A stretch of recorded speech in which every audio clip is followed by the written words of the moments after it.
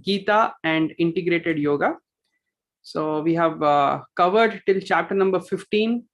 And in the previous session, we saw how Krishna summarized the entire essence of Vedanta philosophy in just the last 5 verses of the previous chapter. We're going to have a very, very interesting chapter. In fact, the chapter in itself is a very simple chapter.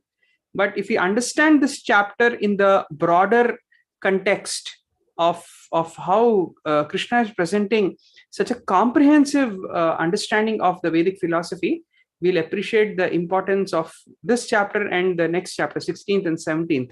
So that's going to be our endeavor today, understanding where these two chapters, 16 and 17, are going to fit in the broader scheme of things. All right, so let's begin our discussion with the invocatory prayers. Joining your palms together. Om Namo Bhagavate Vasudevaya. Om Namo Bhagavate Vasudevaya.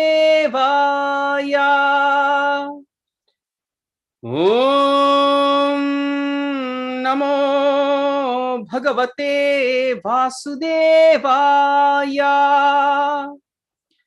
Om Jnanatimirandhasya Jnananjana Shalakaya Chakshurunmilitam Yena Tasmai Shri Gurave Namaha. Namo Vishnu Padaya Krishna Pristhaya Bhutale Srimate Bhakti Vedanta Swaminiti Namine. Namaste Saraswate Deve Gauravani Pracharine Nirvishesha Shunyavadi Paschatya Deshatarine. Jaya Sri Krishna Chaitanya Prabhu Nityananda Shri Advaita Gadadhara Shrivasadi Gaura Bhakta Vrinda. Hare Krishna Krishna Krishna Hare Hare, Hare Rama Rama Rama Hare Hare.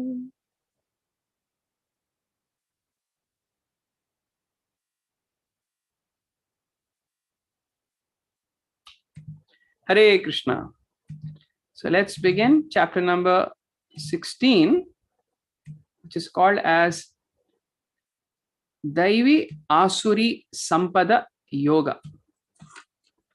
So this is chapter 16.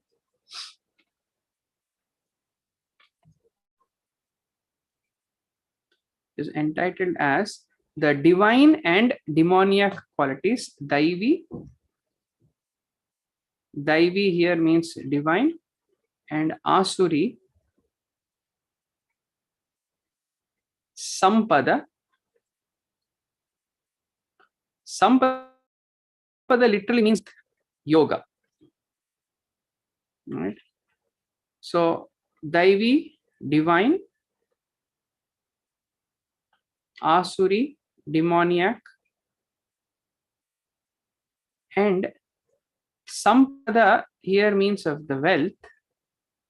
But what is our once real wealth are the virtues that we have, the natures, the qualities, the virtues that we carry. Virtues or the values that we carry, that is our real wealth, right? Because the worldly wealth can come and go, right? But our values, our character, that is our greatest wealth, right? So here in this particular chapter, Krishna is going to talk about what are the divine qualities. In fact, this is not the first time in the Bhagavad Gita we are hearing divine qualities. Throughout the Bhagavad Gita, in the 2nd chapter, we heard the qualities of a Sthita Prajna. In the 4th chapter, we studied the qualities of such a person who is rooted in that knowledge. In the 5th chapter, one who's attained a state of equanimity, we heard qualities of such a person.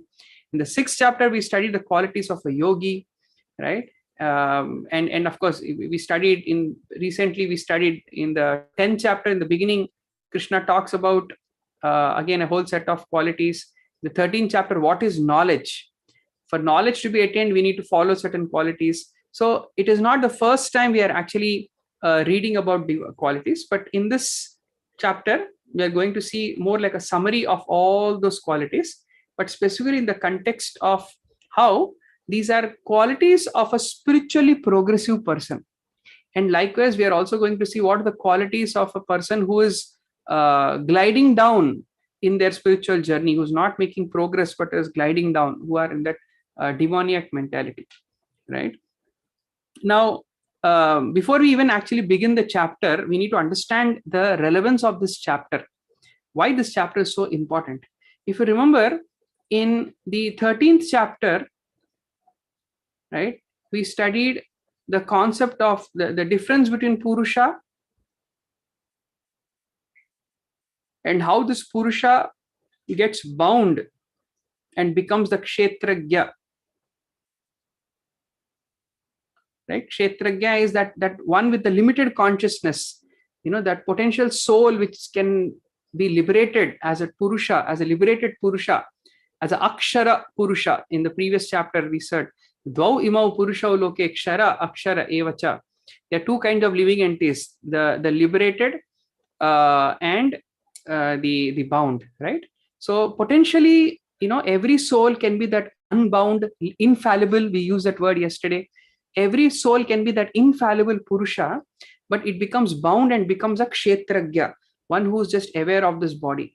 And what is that binding force? We saw in the 14th chapter, the shackles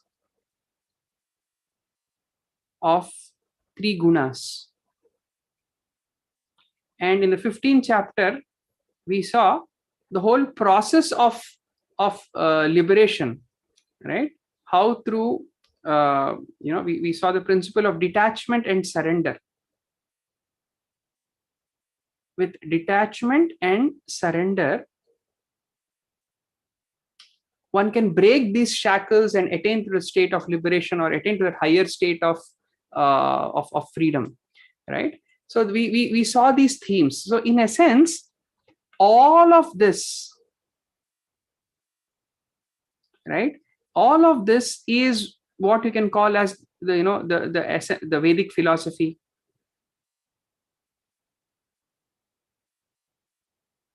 Right?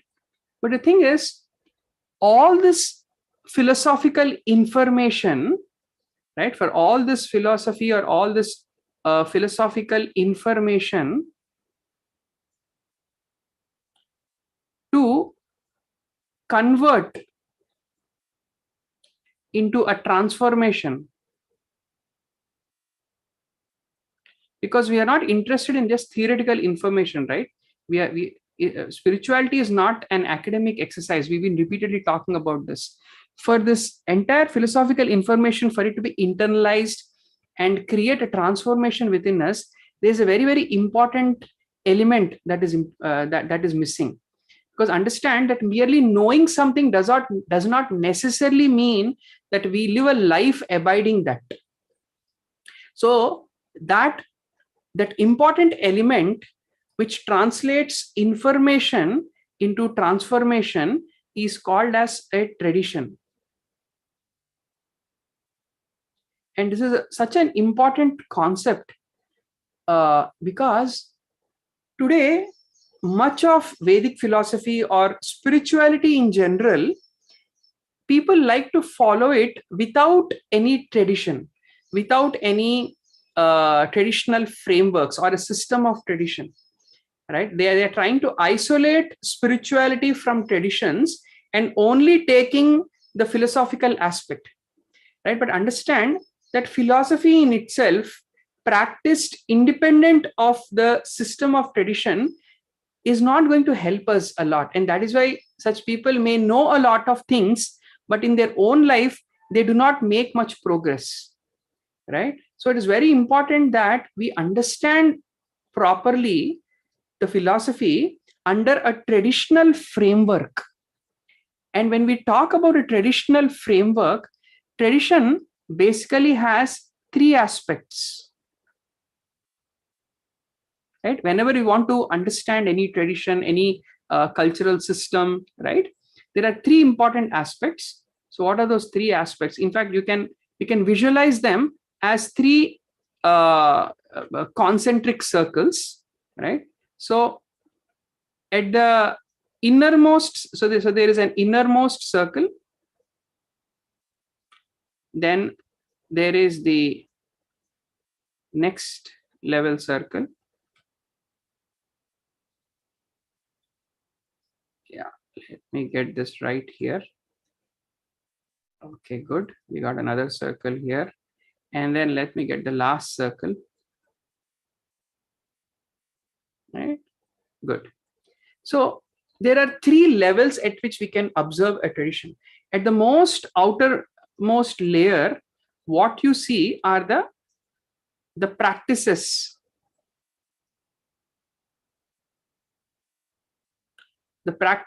or if I may even use the word, the rituals of the tradition.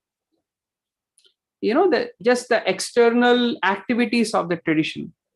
And usually that is the visible part of any tradition, right? Like if somebody were to talk about yoga, for example, those who have absolutely no idea of yoga, and when they observe somebody practicing yoga, they may say, oh, yoga means, those bunch of people who, are always doing all kinds of exercises, or whenever I see them walking around, they carry some kind of long cylindrical structures on their back, basically referring to a yoga mat, right? And they keep talking about all kinds of names of animals like lion pose, dog pose, cat pose, and so on, right? And one may identify at a very, very external, superficial level of understanding, right? Maybe better word than superficial would be the outermost layer of looking at any tradition. That would be the practices or the ritual layer of understanding, right? But beyond the ritual layer, one understands that even these rituals or practices are actually rooted in in certain principles, right? Certain values, certain virtues, right? Again, coming back to the yoga tradition, for example, somebody may say, okay, it's not just about carrying some cylindrical mats all the time and wearing tight pants and talking about all these physical poses, but they also follow say a certain value system, like they eat only vegetarian food or vegan food, etc., right? They are very much they support protection of animals and so on. So there are certain values that they like to uphold in their life. So that is somebody who understands the tradition in a more deeper way will look past those external practices and connect to the tradition at the level of its principles, right? And beyond the principles also, there's a third layer, which is the innermost layer, which is a layer of the philosophy, right? Certain, by what do I mean by this philosophy? Philosophy is a very absolute, universal perspective. Universal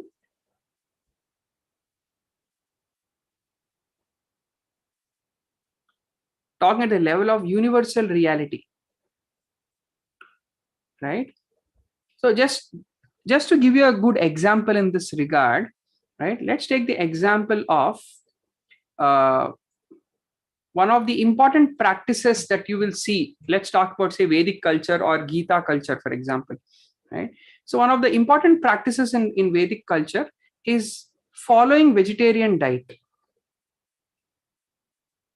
or vegetarianism. Now somebody who's following the Sanatan Dharma, or in modern world we like to call it as Hinduism, or who's trying to practice Gita philosophy or Vedic spirituality, vegetarianism is a very, very important practice that one follows, right? But then being a vegetarian in itself is not spirituality, but rather it is an external expression of a deeper principle, a deeper value called as ahimsa or non-violence, right? The reason why I am following vegetarianism, it's not just about being good for my body, physical body, etc., but rather we are trying to uphold a certain virtue in our life of non-violence or ahimsa, right? So the whole point is that if I'm such a strict vegetarian, but if I'm not kind to the people around me, I have only become ritualistic, but I forgot the principle why I'm following that particular practice, right? Because sometimes you may come across people who are so fanatic about their vegetarian diet that they end up arguing or fighting with everybody around them, right? So in India, we have an expression that it says, operation successful, but patient dead, right? That is exactly what is happening, where we have forgotten why we are following a certain practice without understanding the deeper principle, which is connected to that particular practice. So that is a second layer or a slightly deeper layer of observing any tradition, and these two actually go hand in hand. And when I use the word ritual, one should not again look at them in a very denigrating way or a very superficial way, because you also need that practice. When you say you are a follower of ahimsa or you believe in non-violence, you have to show it in your actions. So therefore you cannot say, oh yeah, sometimes people they just like to put nice fancy posts on their social media talking about very high moral principle oriented things, but in their own life if they are not following it, then again that kind of following of principles also is useless. So both principles and practices, they both go hand in hand. An external manifestation of an internal principle, this is how we need to live our life. So they both are interconnected that way, right? However, even non-violence, even many of the values in themselves, if you try to sometimes understand, suppose two people may end up having a discussion on what is non-violence, right? So somebody will say, okay, non-violence means to not cause any harm to anyone. So then somebody will say, oh, you mean if somebody is beating you, will you not protect yourself, or will you not at least try to show some force, right? A very famous politician once said that if somebody attacks me, I'm not going to attack them back, right? But that is a very limited understanding of non-violence.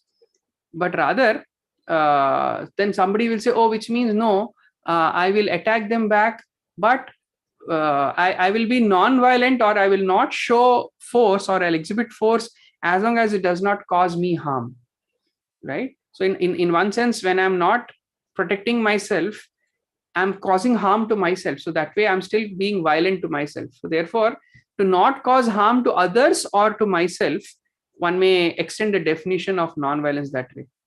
But then still one will see a fallacy in this definition, that if it's not just about causing some superficial harm to a person or a group of people or a nation or a community or a species, but rather if you try to debate these values or principles at the level of values and principles, you will never come to a broader consensus. In fact, if you see, that is what is happening in the world today. There are so many cases. If any of you have been following the news today, lot of things are going on both in the eastern world, in the western world, in the northern hemisphere, in the southern hemisphere, whichever part of the world, however you want to look at the world, right? A lot of things are going on, and people are actually debating these principles and values as to and some people just like to take a neutral stance, saying that morality in itself has no clear-cut definition, right? And therefore you should just do what you feel is right. And I feel that is a very utilitarian definition, right? Just do what you feel is right, or what works well for you, right? That becomes a very utilitarian definition, which also is not a very right understanding. So just like how at the level of practices you cannot resolve a debate, you have to go one level deeper at the level of principles. Similarly, when we try to understand principles properly, we also have to go one level deeper to the level of philosophy. And this is where we reach that kind of a universal understanding. And that philosophy, or the philosophical root of the principle of non-violence, is this concept of soul, Atma Tattva. Because the Vedic understanding is, or the absolute understanding is that there is soul, the way you respect soul is by following the principle of non-violence, and the way you exhibit non-violence in your life is by externally practicing vegetarianism. So you see how all these three are connected. Philosophy, principles, and practice, they always have to be seen together. You cannot isolate them. You cannot study them in isolation, right? And that is what together, when philosophy, principles, and practices are seen together as one composite unit, that is what we call as tradition. And it is this tradition is what that helps us internalize the philosophical information, right? Because knowing things, as I mentioned earlier, knowing things is just happening, is just some transfer, some input happening, change happening at an information level, but it may not necessarily translate into spiritual conviction, right? For that spiritual conviction to develop, we also have to adopt certain principles in our life, right? Certain values, certain divine values in our life, and also show them externally in our own lifestyle. And so that combination of lifestyle practices, moral principles, and deeper philosophical perspectives, all of this together is called as a tradition. And that is what is Krishna now trying to present. So in chapters 13 to 15, specifically 15, but we'll also include the previous two chapters. From 13 to 15, Krishna gave us the summary of the Vedic philosophy, right? But now, if you really want to internalize those philosophical concepts, we have to start adopting certain divine values, certain virtues in our life. And what are those virtues that will help us? Krishna is going to talk about them in chapter number 16, right? So those are the Daivi Sampada, or the divine qualities. And what are the things that are detrimental to that philosophical understanding are the Asuri Sampada, or the demoniac qualities, which Krishna also is going to talk about them in this chapter, right? And then not just about knowing philosophy and principles, you have to change your lifestyle as well. And what are those lifestyle changes that we need to bring, that Krishna is going to talk about in the next chapter, which is chapter number 17. Specifically, when I use the word lifestyle in short, we can talk about 4 aspects. Ahara, the food that we eat. Yajna here means, how am I doing my sacrifices in life? Yajna, dana means charity. And tapa means austerity. So ahara, yajna, dana, tapa. Food, sacrifices, charity, austerity, they are our external rituals or external practices. The principles, the moral principles, the divine principles are what we are going to discuss today in 16th chapter. And what is that core philosophy, the crux philosophy, the science of soul, the science of God, how the transmigration of soul is happening. How do I need to understand Krishna and therefore attain to the process of liberation? That philosophical aspect, the complicated philosophical aspects, is what we saw from 13, 14, 15 chapters, right? So you'll appreciate now that how Krishna, while at one level he's just addressing his friend Arjuna, who, by the way, is already convinced what he needs to do, right? Gita already ended long back, right? But understanding that, the deeper understanding our acharyas present, that how Krishna is also talking Bhagavad Gita to you and me for all the generations to come in future. Look how Krishna is creating the entire tradition of Gita, the tradition of Vedic thought process. And for the tradition, he has explained the core philosophy. And in this chapter is going to give us the principles needed to understand and internalize that philosophy. And the next chapter is going to talk about the practices, how we should modify our lifestyle to support those principles and internalization of that philosophy, right? And when this tradition needs to be applied in a social framework, because ultimately tradition is not it's not just some bunch of rules and regulations, but tradition is lived by people. And now when we're talking about application of this tradition in people, we also need to create a structure in the society for this tradition to easily manifest. So traditions, right? Traditions manifest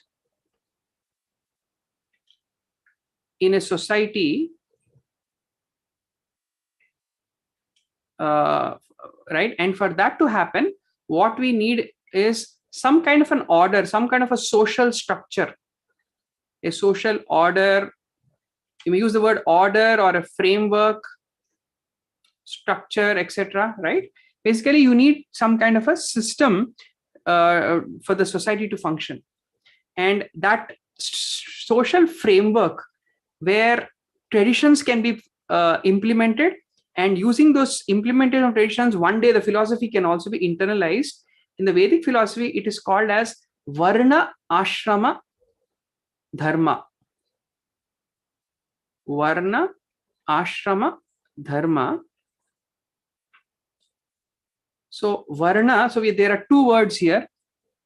So Varnas, we can translate them as social order, and ashrama, we will translate it as the spiritual order, right? And if you remember, we briefly spoke about this concept of varnashrama in the 4th chapter, where Krishna says chatur varnam maya shishtam guna karma swabhavaja. Based on their gunas and karmas, based on one's modes of material nature and their inclinations and their activities, Krishna talks about those 4 social varnas. Very quickly summarizing them here for, just for our repetition. We spoke about the 4 varnas, namely the Brahmana, Kshatriya, Vaishya, and the Shudra. And if you remember how we defined them also, right? So Brahmana is one who is truth oriented. Right? And we use the term, they are usually the thinkers, the philosophers, etc. Right? Kshatriyas are justice oriented. So we use the example that day we spoke about administrators, lawyers, protectors, anybody connected with law and order, they come the category of the Kshatriyas. Vaishyas, they are more resource oriented, right? So business people, bankers, investors, right? They all come in this category. And Shudra is peace oriented or status quo oriented. Right? And usually we spoke about anybody who's just happy to repeatedly do the same thing over and over again, like a typical what happens in a salaried job, right? You go, do your thing, take your salary, come back.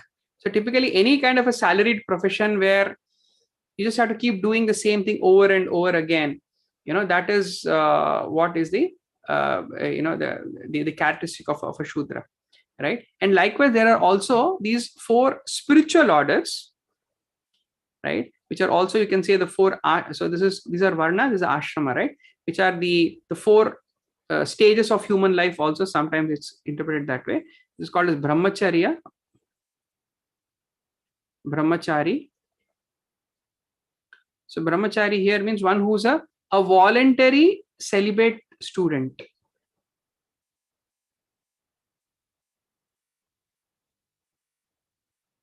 So this is the phase of the life where a person spends on Brahma Achariti. Brahma, remember the word Brahma also means spiritual. So a spiritual student, a seeker who decides to spend a certain portion of their life in understanding the deeper spiritual truths, right? And for that to happen, one stays in a gurukula, in an ashrama, right? Now understand the word ashrama. Many times, we think only, okay, those typical, where all the, like ashrams in Vrindavan or Rishikesh in India or many parts of the world now, some kind of a retreat, a secluded place, somewhere in the forest, in a natural setting. That alone is not exactly an ashrama. The word ashrama is that place which gives us ashray. Ashray means shelter. So literally ashrama, the word means a sheltered place. And why are we calling these phases of life as sheltered places? Is because a person finds a sense of inner calm in that particular phase of their life by following, that particular that particular spiritual order. But the spiritual order gives one inner peace, whereas the varna gives one an external peace, like that, or an external expression or peace, whatever, balance, maybe that may be a better word, right? So while the first stage of life is called brahmacharya, then is called, the next spiritual order is called grihastha. Grihastha, one who's like a responsible,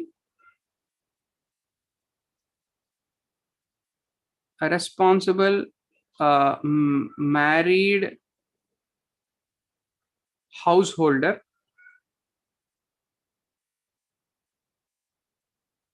right? Because why am I using the word responsible? Because the grihastha is the one who's very much socially engaged and very much involved with wealth generation also, and therefore they are the ones who are actually the maintainers of the other three ashramas, because the other three ashramas are not involved in any kind of wealth generation. So the next generation, the next ashrama is called vanaprastha.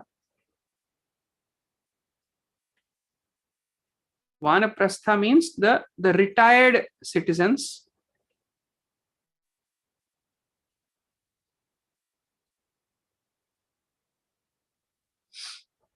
Right? So what are they doing? They are basically, because once you are in the second phase of life where you're socially very engaged, you cannot suddenly stop.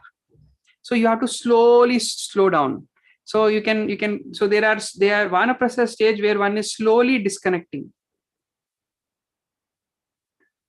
When I use the word disconnecting, I'm talking in terms of their social involvement, or if I may even use the word, their materialistic involvement. Slowly one needs to reduce them.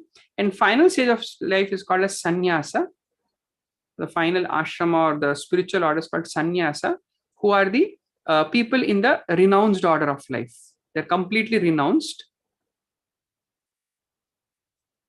And literally they are the guide to everyone else. They are the spiritual guide to everyone else. The brahmachari, grihastha, vanaprastha, brahmana, kshatriya, vaishya, shudra, they are the guides to everybody else in this entire social system.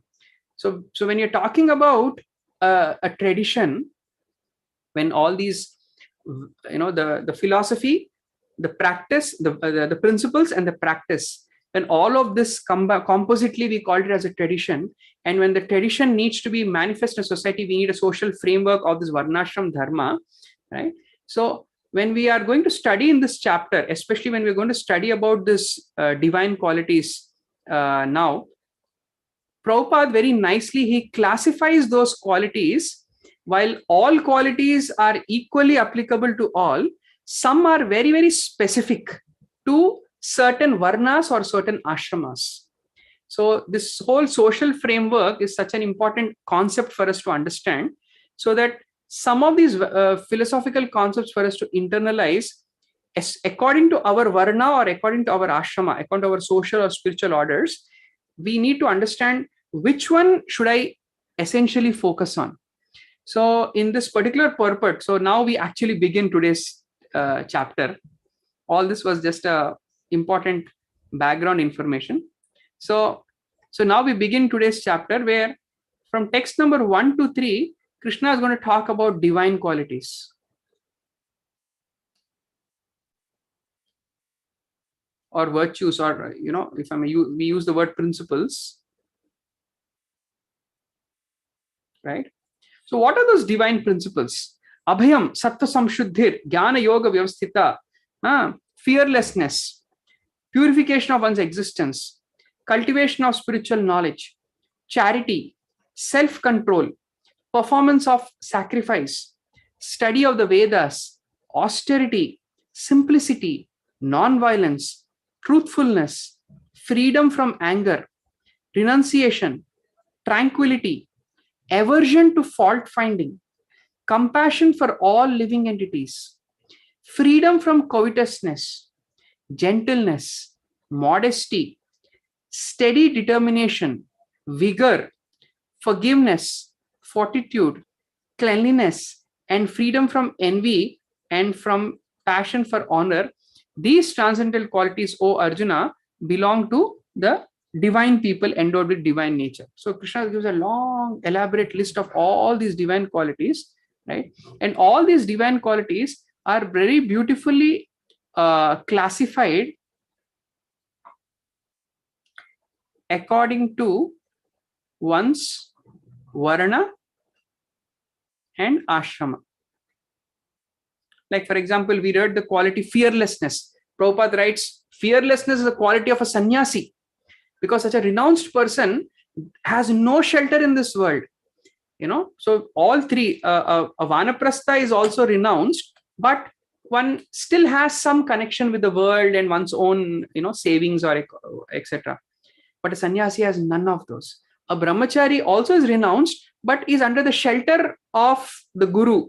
So the guru is personally taking care of such a brahmachari, right? At least that way they have a shelter. But a sannyasi has no shelter except the Lord.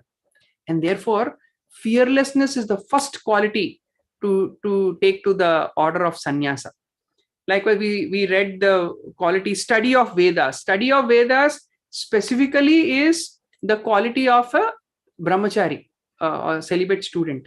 Then we spoke about austerity. Austerity is something specifically meant for the vanaprasthas, like that. So if it's charity is important quality for a grihastha, because only when a grihastha, a householder, is charitable, that is when he or she can maintain the other three orders of the society. So that way, Prabhupada very beautifully, he classifies all these varnas and ashramas. In fact, Prabhupada gives some amazing definitions of all these varnas and ashramas. Like, for example, if you go back in our slides, when we spoke about the three circles of philosophy, practice, philosophy principles and practice, you took the example of ahimsa. I was inspired by that that example, where Prabhupada here, when he defines ahimsa, very beautiful definition Prabhupada gives ahimsa. He says, it's not just about providing no harm, no physical, mental, emotional hurt. Prabhupada doesn't talk any of those things. He just gave a very absolute definition of ahimsa. He gives is, to not impede the spiritual progress of a living entity is called ahimsa. Right? To not obstruct the spiritual progress of a living entity. So sometimes if a living entity is doing something stupid and incriminating oneself with bad karma, applying force and stopping that living entity, even it means hurting that living entity, but to prevent its spiritual degradation, is also ahimsa. And of course, the regular understanding also, where we should not hurt someone and create pain, unnecessary pain to them, is also ahimsa, right? So the point I'm trying to make here is that when you understand the philosophy, many of these principles of worldly morality and virtues and values become very clear. Otherwise, we'll just keep ending up debating constantly and beating around the bush, never actually understanding these moral principles and developing the ability to apply them according to time, place, and circumstance. We will miss that out if we don't understand the philosophy properly, right? And therefore, I sincerely request all of you to please read the purport to this text 1, 2, and 3. Very, very brilliant purport of Srila Prabhupada, where he very nicely classifies these divine qualities into varna and ashrama, and he also gives some very, very deeper understanding of each of these qualities that have been mentioned here, right? However, we'll focus now on the important aspect of this chapter, because we already studied what to do so many times. So, but now we will specifically focus more on the demoniac qualities. on the demoniac qualities or principles. Means what are those principles that I should not follow, right? So there, Krishna straight away he begins. Dambha. Dambha means pride. Darpa, arrogance. Abhimana, conceit. Krodha, anger. Paurusha. Paurusha here means harshness. Right? And then ignorance. Ajnana. So Krishna defines that these are the qualities of the demoniac people. Right? So then he tells Arjuna, oh Arjuna, don't worry, you don't have any of these qualities. Besides, you already heard so much about the good qualities. Let me now describe, majority of the section, almost 17, 18 verses of this chapter. Krishna is going to exclusively talk about the demoniac nature. Very, very interesting section, right? Because what is this? He says that in the entire world, there are these two categories only, the divine and the demoniac. Now, whenever we read such descriptions, understand that we are not describing somebody else. Within us, we have these two sides. We always have the divine side, and we also have the demoniac side. You call it the good dog, bad dog. You call it the higher nature, lower nature. Whatever you want to, angel, demon, whatever way you want to call it. But within us, we have this kind of two polar states, right? It's important that we learn to feed our divine side and weaken or make the demoniac side fast, right? And these demoniac tendencies, again, demons are not somebody out there. These are the tendencies that we develop in our head sometimes in certain life situations. So when we are reading this section, we are not going to use this to judge others, but rather very carefully introspect and analyze our own self. Do I have these kind of tendencies sometimes? Do I ever exhibit these kind of tendencies? Do I ever become proud? Do I ever become arrogant? Do I show anger? Right? This is something that, and what are the factors that are triggering this? That whole science, Krishna is going to talk about that in the remainder of this chapter. So he says that basically there are these two kinds, divine and demoniac natures. And he says, one of the important characteristics of the demoniac nature, pravritim cha nivritim cha jana na vidurasura, which means they don't know the difference between right and wrong.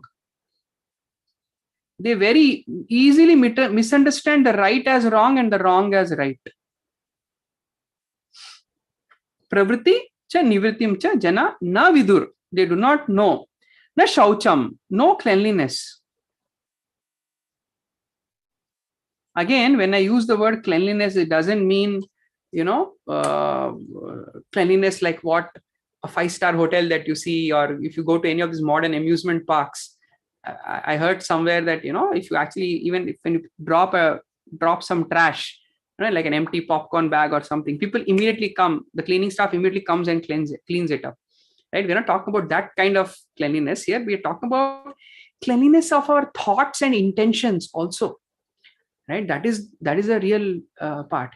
So when you're talking about these asuras, externally they may look clean, well groomed or clean or whatever, even their places where they stay may look spick and span, but we're not talking about that. We're talking about cleanliness of their intentions also, like that.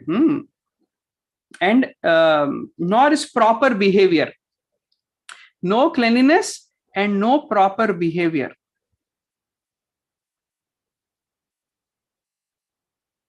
This is the characteristic of demoniac person. And what is their worldview? Right? This is how you look at them externally, but what is a worldview of such a person, of a demoniac person? They say that there is no God. Asatyam apratishtitam te.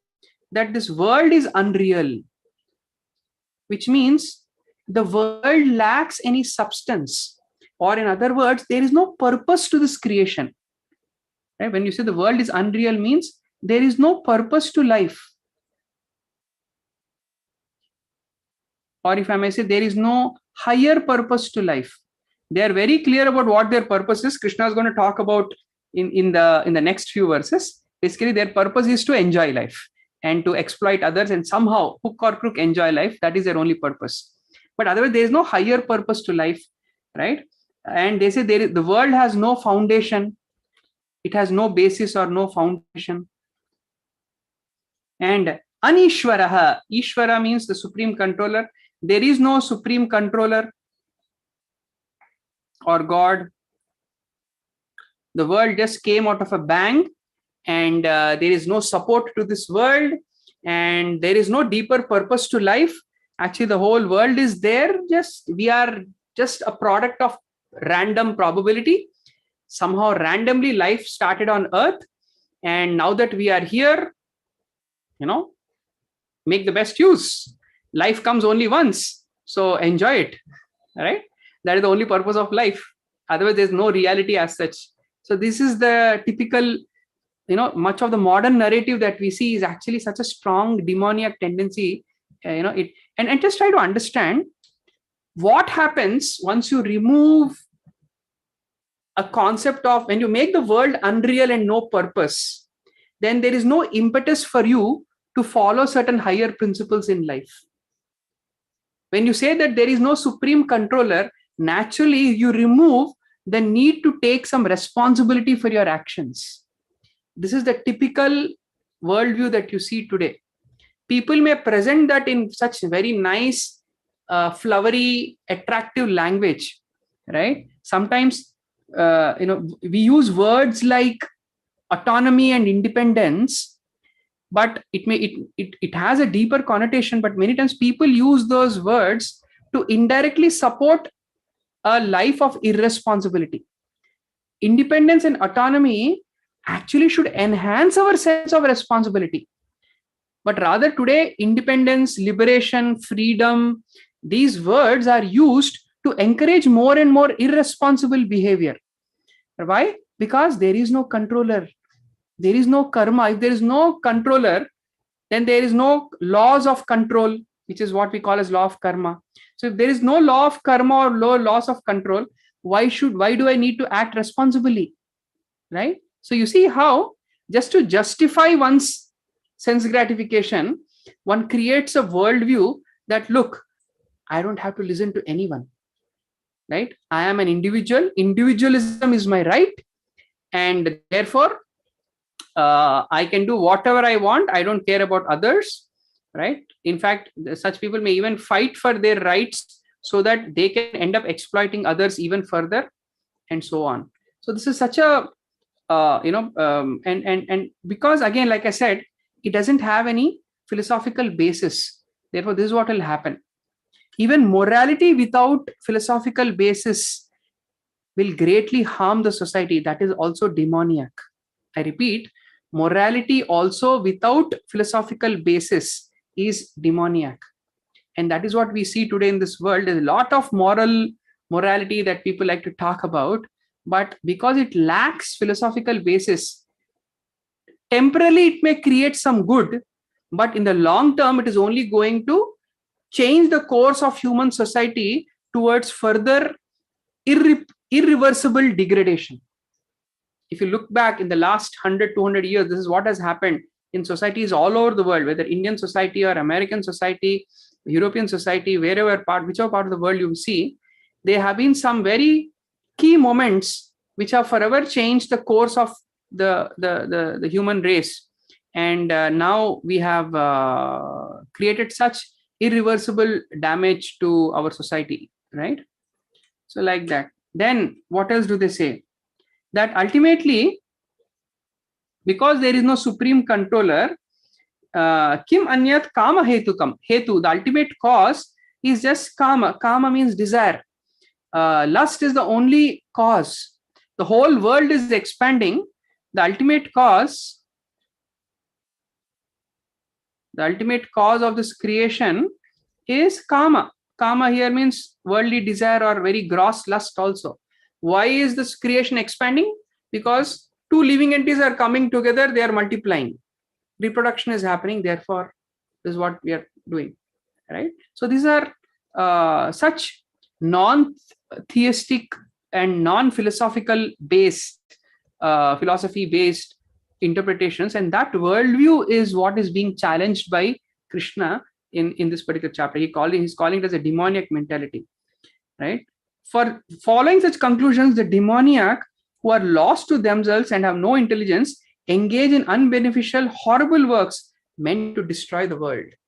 And today we will see such demons who may come across as very, very refined, sophisticated gentlemen, as maybe be it as politicians or even philanthropists, or even sometimes in the garb of quote unquote spiritualists also, but they are only trying to destroy this world and create harm to the fabric of this society, like that. Yeah. And then taking shelter of this insatiable lust and absorbed in conceit and pride and false prestige, the demoniac, thus illusioned, are always sworn to unclean work, attracted by the impermanent. So come what may, I have to gain this temporary profit in this one lifetime, because life is not going to come back again. They don't have a concept of reincarnation. Therefore, there's no accountability needed. So what do? I need to enjoy. So they get attracted to this temporary enjoyment and they are ready to live a very unclean life. They believe that this is their whole purpose of life. What is their worldview? They have very simple purpose. The whole purpose of life is what? Sense gratification.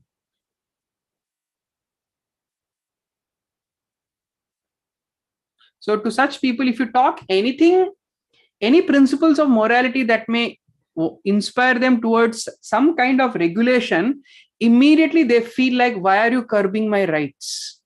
Why are you curbing my freedom? Right? So this is actually a very deep concept. You know, we can even go beyond the limited scope of this class, but it will take a totally different discussion. But understand the deeper principle that Krishna is trying to present here, right? And somehow or other they want to secure money by illegal means for sense gratification, right? In fact, look, Krishna is actually talking their mentality also. He says the demoniac person thinks, so much wealth I have today and I will gain more according to my schemes.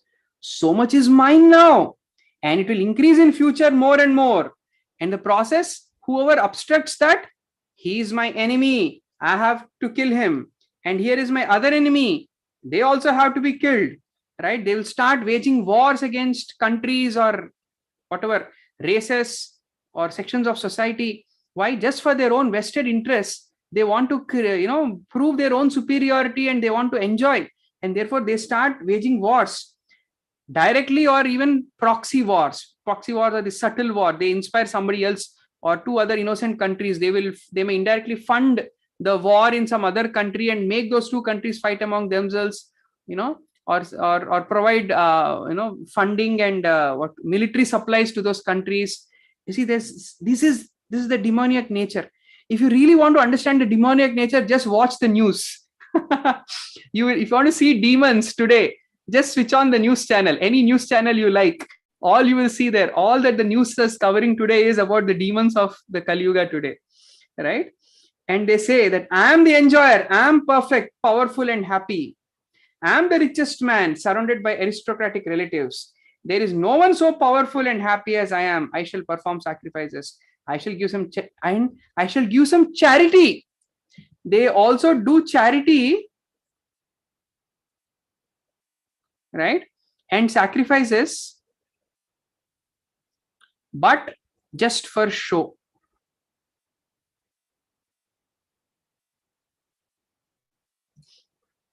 Right? In this way, such persons are deluded by ignorance, like that. And such people, perplexed by such things, they glide down in their consciousness. This is actually very deep, dark state of consciousness, very tamasic state of consciousness. As we studied in the 14th chapter, such people, they just glide down to the lower planetary systems, and sometimes even beyond these lower planetary systems are this hellish planetary system. They glide down there. In fact, Krishna, for the first time in Bhagavad Gita, he exhibits a very strong anger. For the first time in Bhagavad Gita, you'll never see this mood of Krishna anywhere else, right?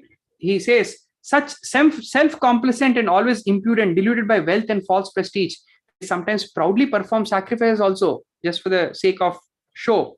Bewildered by false ego, strength, pride, lust, and anger, the demons become envious of the Supreme Lord, who is situated in their own bodies, in the bodies of others, and then they blaspheme against real religion. They may even create their own religions or support certain religions, but they blaspheme the real understanding, the real spirituality. They may even blaspheme like that. And see, look what Krishna says, his anger comes out.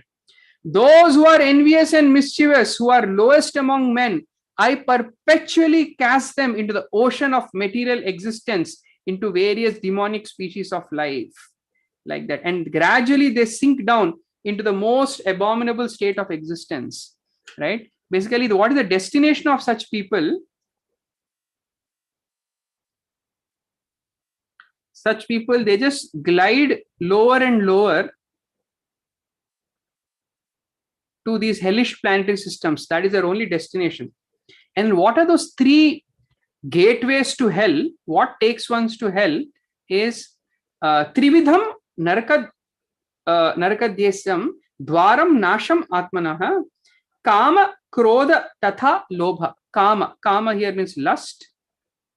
Lobha is greed.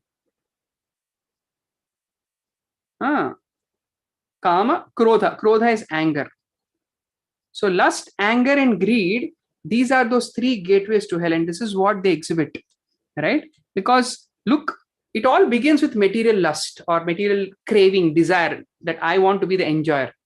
When that enjoyment tendency, when the egoistic enjoyment tendency is fulfilled, we develop greed. And the process of greed, we become more and more and more entangled in that enjoyment. Or when we are deprived of our lust, then we exhibit anger. And that is how we exhibit, all this tendency to kill others for our own benefit, creating all kinds of disturbances in the society, waging wars, etc., etc. All of this manifestation of anger. But it is all coming from the root of lust, which has its two brothers, greed and anger, who are always following that lust. So these are the three gateways to hell, right? And he says, the man who has escaped these three gates of hell, Arjuna, performs act conducive to self-realization and thus gradually attains the supreme destination. Therefore, it is very, very important that we identify these three gateways to hell. Lust, anger, and greed. We need to make a conscious effort in our life to overcome them, right? So how do I overcome these demoniac tendencies? It's having understood how this demoniac tendency is so detrimental. How do I overcome them? Very, very important shloka. So from this whole text number 22 to 24, how overcoming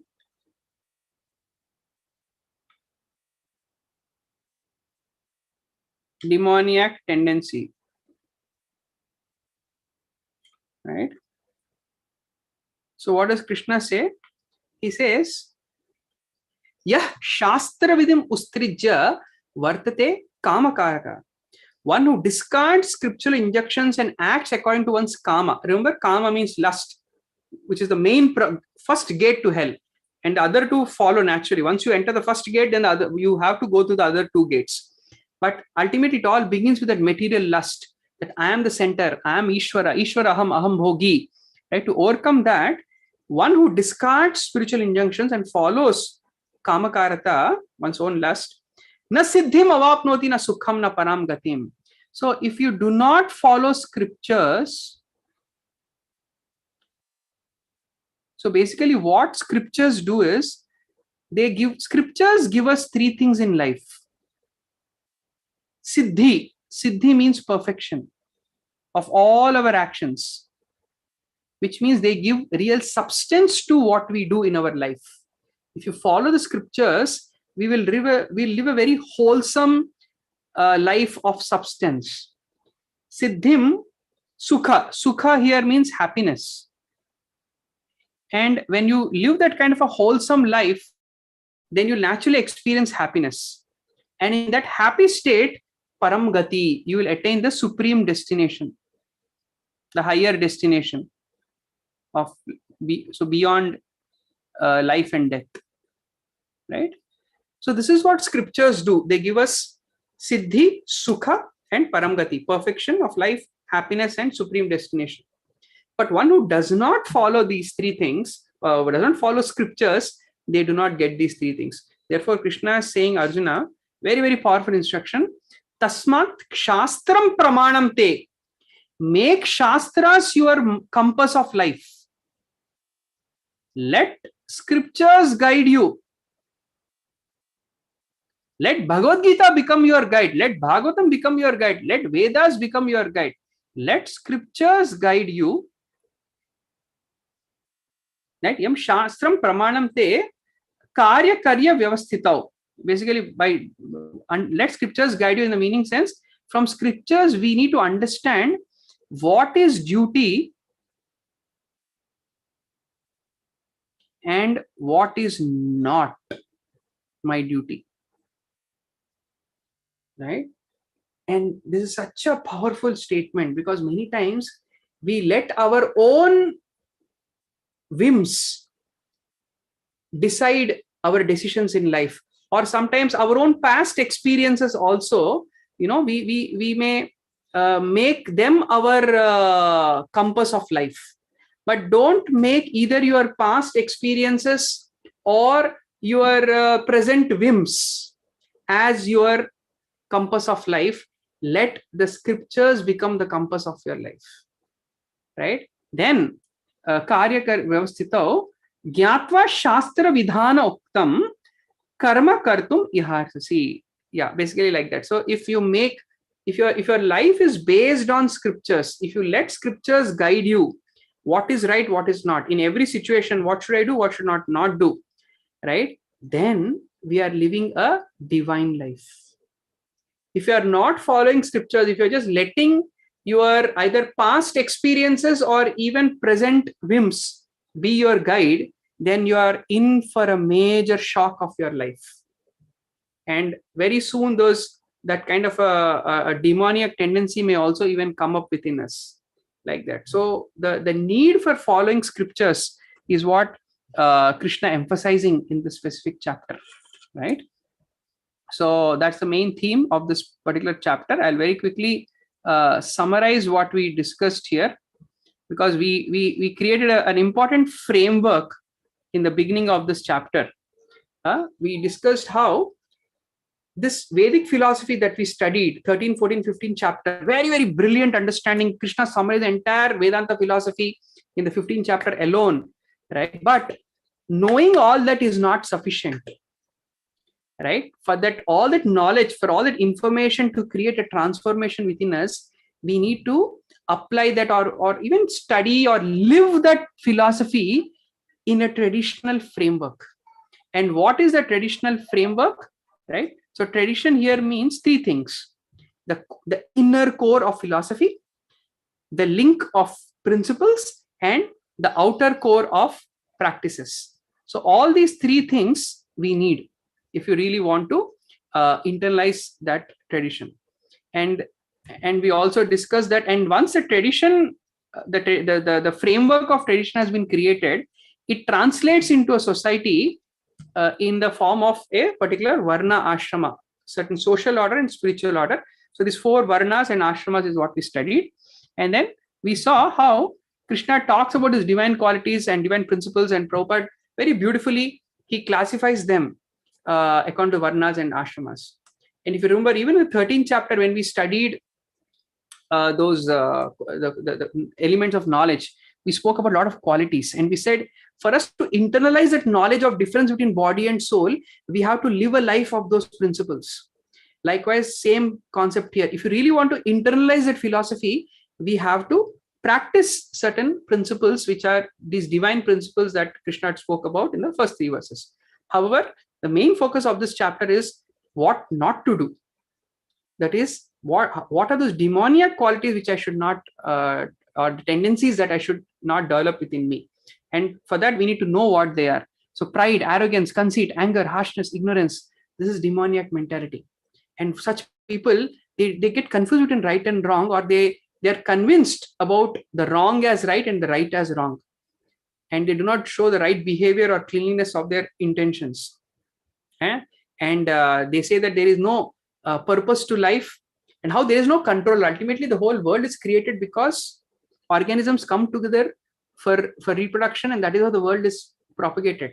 And the only purpose of life is to gratify one's senses. And such people may also exhibit in some external show of charity and sacrifice, right? And such people, they just glide down to the deepest, darkest places in hell. And lust, anger, and greed is the gateway to them. So which basically those tendencies, once they start developing within us, we are also gliding down. So we have to be very, very careful not to glide into those deeper tamasic states. How do I overcome that? Understand the scriptures. Because scriptures, they give us three things: perfection of life, happiness, and take us to supreme destination.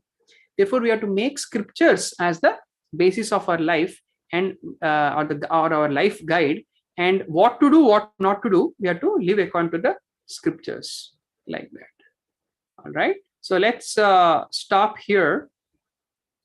Let's take up any questions or comments that anybody has. Okay, we already have a question. Arvindji, would you like to unmute yourself and ask a question? Hare Krishna, Prabhu. Hari Bol, Prabhu, go ahead. Thank you very much for enlightening class. Prabhu, my question is I have been in an environment, like the environment which you mentioned in the chapter, all demonic environment, like the tendencies, the desires which we have, like so nowadays, like there are so many personal development gurus are there, and ultimately the purpose of life is like sense gratification or getting fame, getting good home, cars, all these things. And I have created my own vision board, so I want this and that, and so many years I have been like working on those things and developing skills regarding those things to achieve those things. And when I see those people who have it now, somewhere I feel a jealousy, envy in my heart. And when I go deeper in study of Bhagavad Gita, ultimately I realize that I feel jealousy and envy in those people because ultimately Krishna have given those people that that skill or the whatever the fame they have got. Ultimately, Krishna's energy they are exhibiting. So ultimately, I am like envious to Krishna only, and at the same time, this I know that I am envious to Krishna ultimately, and although I know this, but I'm not able to follow. Right. Okay. There is something in me like. So you are feeling some kind of a, and would you say you are feeling some kind of an inner tension? Yes. Like here, I know something right to do, but then still I'm developing envy toward those people who are doing what I formerly aspired for, right? Yes. So okay, so there are there is one thing that if I go for like full on to following Krishna consciousness, and what will happen to those aspirations? What will happen? Right. I understand. Okay. See, there are two important things here. Matter is not the problem. Materialistic or materialism is the problem. The entire demoniac tendencies we spoke about. See, when you said that having fame is not the problem. Having the fame where you are making yourself as a center of that fame is the problem. Having wealth is not the problem. But having that kind of a wealth where you are thinking, I am the only enjoyer and all this wealth is meant for my gratification, that is the problem. So if you look at the Vedic system, dharma, artha, kama, moksha, right? Even though we spoke about that yesterday and we even spoke about going beyond those, but even when Arjuna was told to fight for a higher cause and become the emperor, the deeper understanding there is, it is not that once he becomes an emperor, he's going to get wealth, he's going to get fame, he's going to get power, he's going to get authority, control, right? He's going to get all of those things.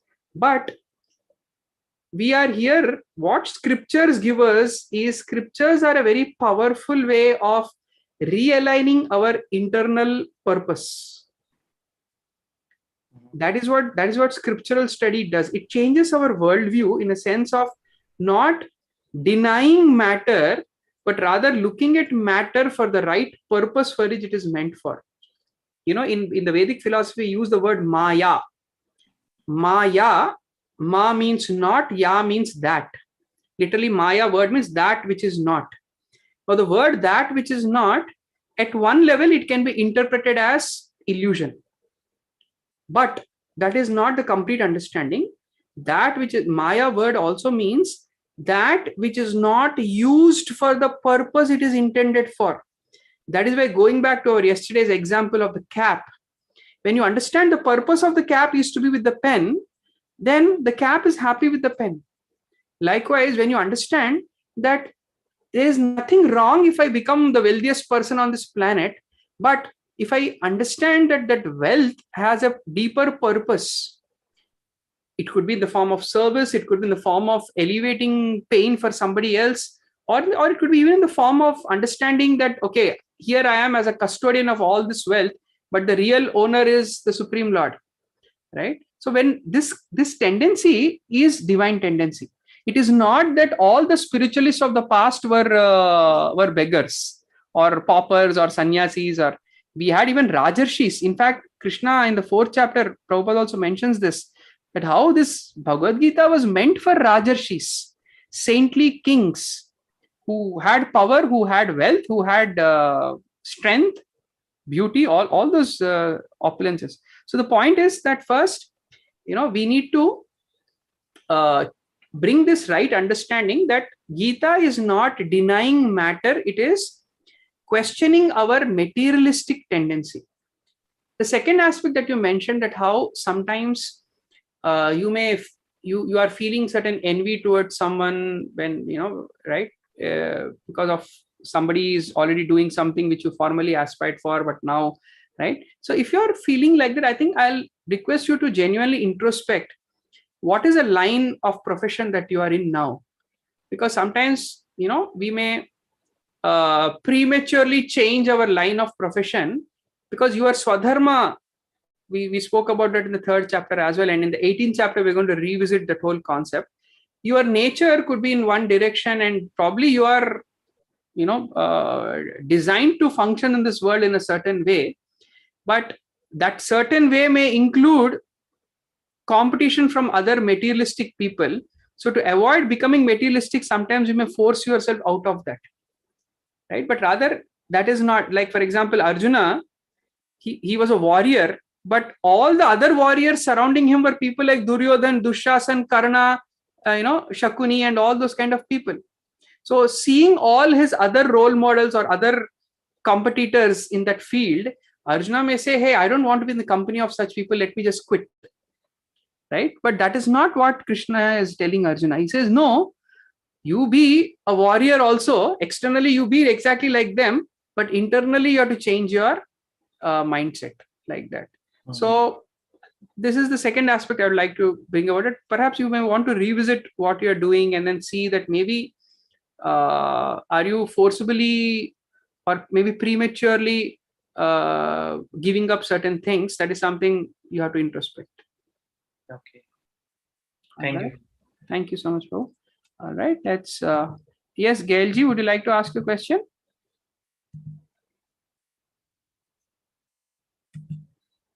Hare Krishna, Prabhu. Hare Krishna. Yeah, when you were describing the definition of ashrams, right, and varnas, I think you were saying that the ashrams, they give kind shelter. Of shelter, internal peace. Right. Whereas the varnas, they give external peace. So by engaging one's propensities properly in the world, I see that as an internal peace. So I'm not understanding so much what you meant by external peace.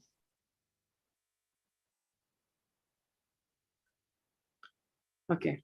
So yes, finally, they both cannot be disconnected, but still, because your action is more in varna, how are you expressing yourself? You're expressing yourself through your certain social action, right?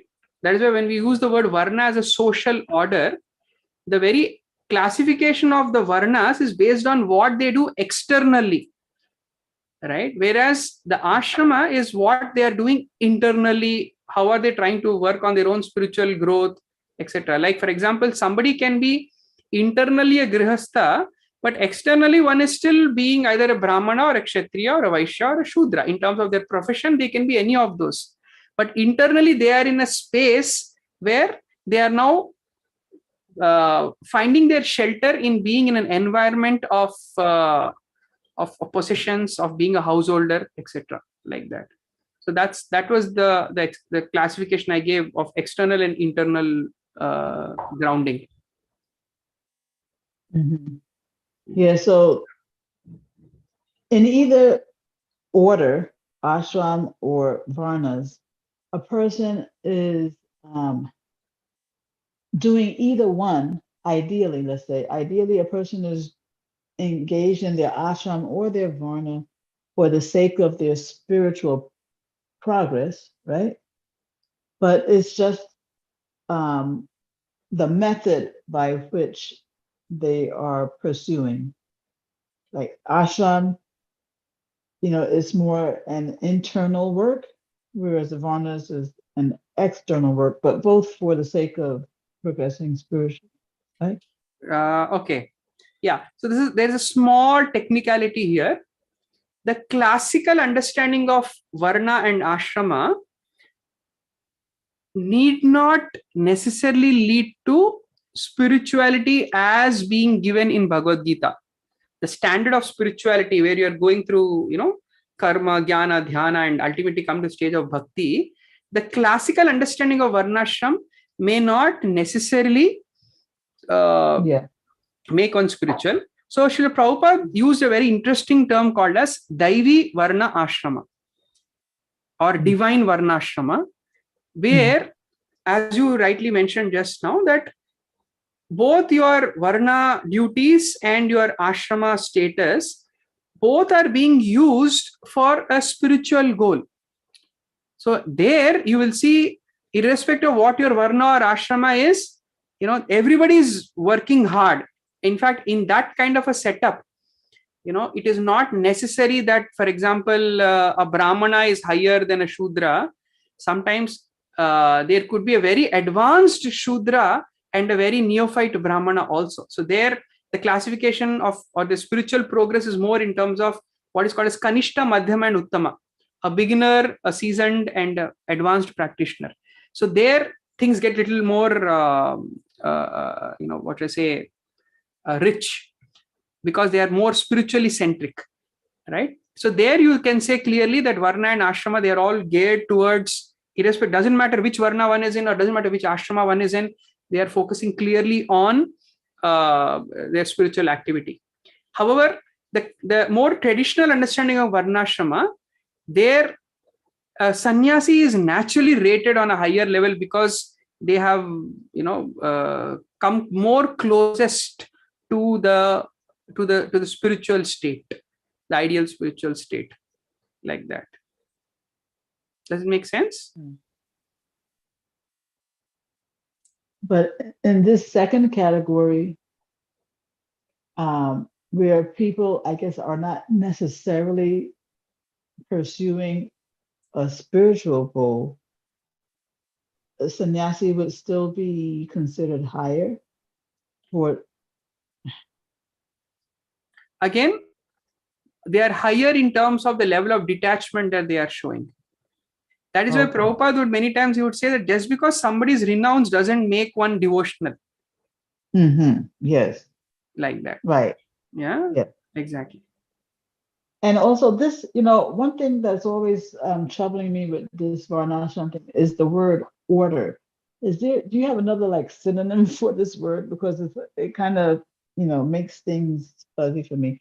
You can just call it as organization or, or how classification.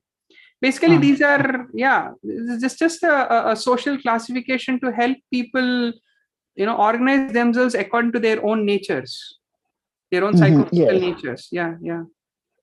Yeah. Okay. Last question is,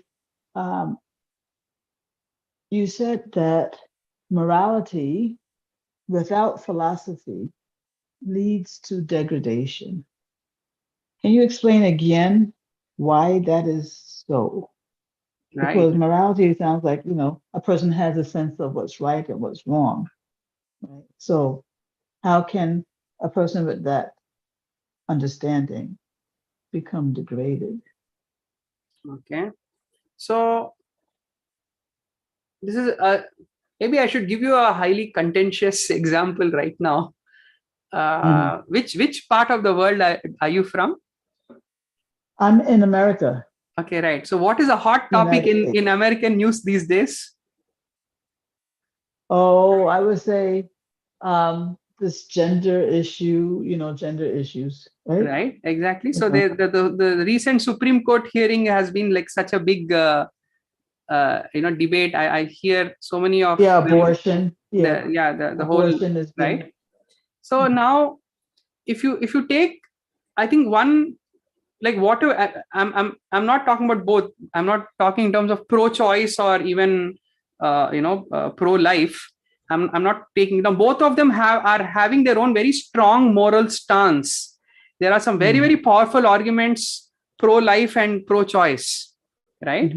But because they are lacking a certain understanding of the philosophical understanding of what life is, about the concept of soul, both of them are missing some important points there. Once you remove the concept of soul out of a discussion, no matter how nice morality you may present from a worldly logic, both sides are going to create harm at some point or the other. Now, in amidst all this discussion of this, abortion laws, none of them are talking about who is going to make the men responsible. Right? It's all about the whole of the issue has been more about, like, for example, should a woman have a choice or not, right? And when we circumvent some very important concept, some important principle there, because we are lacking certain basic philosophical understanding, it ends up becoming, even that morality ends up becoming a demoniac, animalistic law. Because animalist, what is the law of the jungle? Survival of the fittest, survival of the might is right. So when the might is right law comes, certain class of people, in this case men, they have found a way to exploit women, and now women are finding way to exploit somebody who's weaker than them, who happen to be the infant, the embryo inside their womb. So literally it is a cycle of exploitation which is continuing. So as contentious issue as it is, and it's not so easy to just by legislation we cannot solve this problem, but I think important point is somebody has to, we have to develop a vision of philosophy, bring in the concept of soul, understand certain deeper truths, and look at it from this deeper understanding of what we discussed today, the philosophy, the principles and the practice, and based on that try to develop a whole a social structure to support a system of responsibility and care to everybody in the society. So just passing a particular law or removing a particular law and taking a moral stance of left or right is not going to solve the problem. It may create a temporary gain on one side, but on the long term, that's what I mentioned earlier also, it will create some it will create an irreversible damage to the society. So this is how it is such a demoniac morality lacking philosophy or philosophical understanding is also going to create harm at some point or the other. So I'm not giving a ultimate solution to that problem, because it is even beyond my judgment here. But I'm just trying to give an example that how when we just take decisions on worldly morality, it's also going to create some problems. Yeah, actually, your answer is reminding me of something else I need to ask you. This term philosophy, I wonder if you can, in the context of this class, if you could like give a definition. Scriptural truths. When I use the word philosophy, I'm referring to the scriptural truths. Because we live in a world. Let me just mute you. I think I'm hearing an echo. We live in a world where there are certain laws that are embedded in this universe. It's easy to understand gravity, which is like a universal law. Likewise, there are also certain laws of karma, for example, right? There are certain laws in terms of how we need to deal with each other. There are certain laws of how we need to respect life on this planet. So there are certain these universal laws, the principles of dharma. And those principles have been encoded and presented in scriptures. That is what philosophy is teaching us. Like in 13, 14, 15 chapter, we understood a philosophy that how the Purusha is different from the body, from Prakriti. And there are these two kinds of Purushas. There is the conditioned soul and liberated soul. And there is something called as Paramatma. So these are all certain universal laws. You just cannot deny them. Those absolute scriptural truths is what we are referring to as philosophy. Like that. One second, let me... Yeah, does that answer your question? Yeah, that was helpful, Prabhu. Thank you. All right. Thank you, Hare Krishna. Okay, we'll take one last question. Alokji, would you like to ask your question? Prabhuji, unfortunately, I missed today's class. Can you just briefly summarize in 1 or 2 minutes what we just missed? Yesterday's class?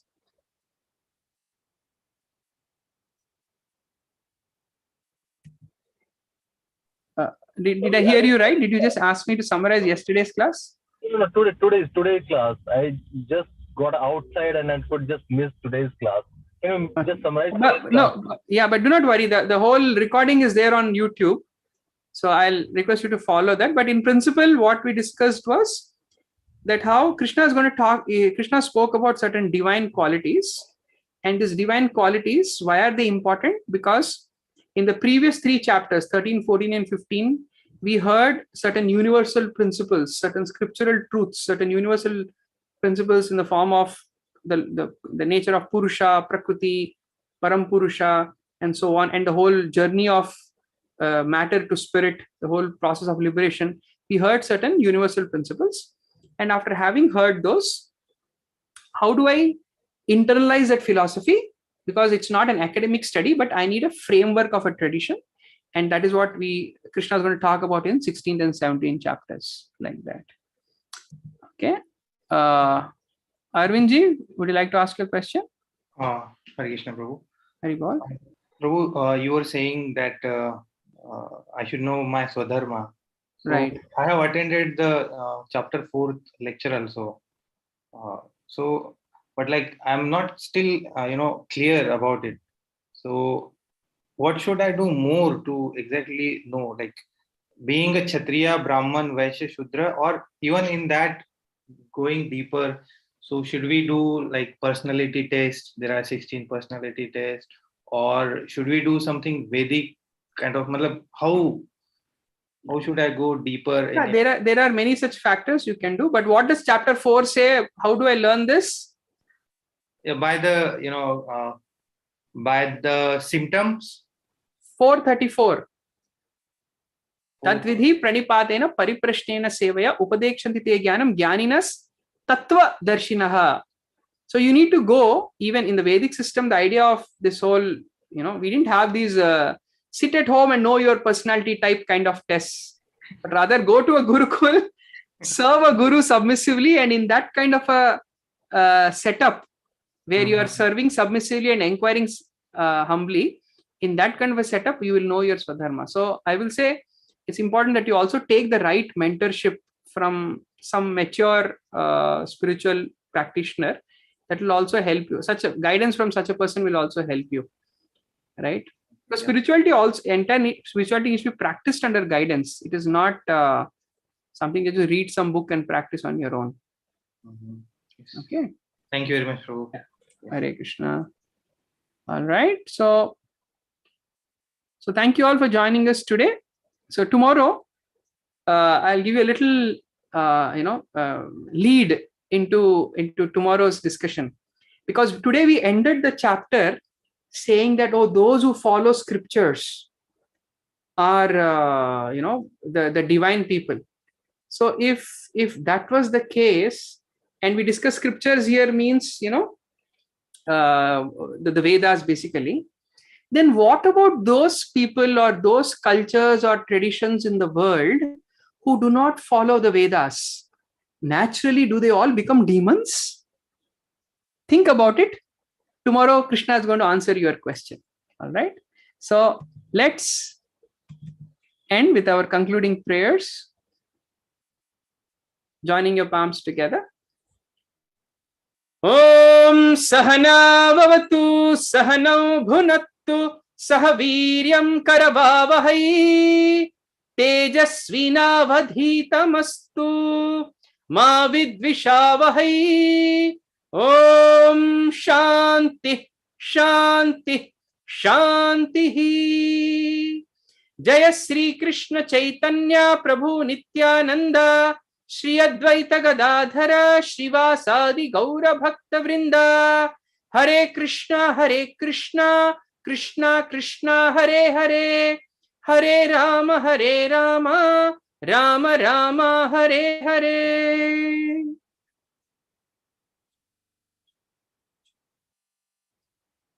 So thank you all very much for joining us today. See you in the next session where we discuss chapter number 17. And in the next week, we're going to finish our course. We're going to discuss chapter 18 in 2 sessions and conclude with a grand summary of all 18 chapters in 1 session. That will be the last session of our course. Thank you so much for joining. Hare Krishna.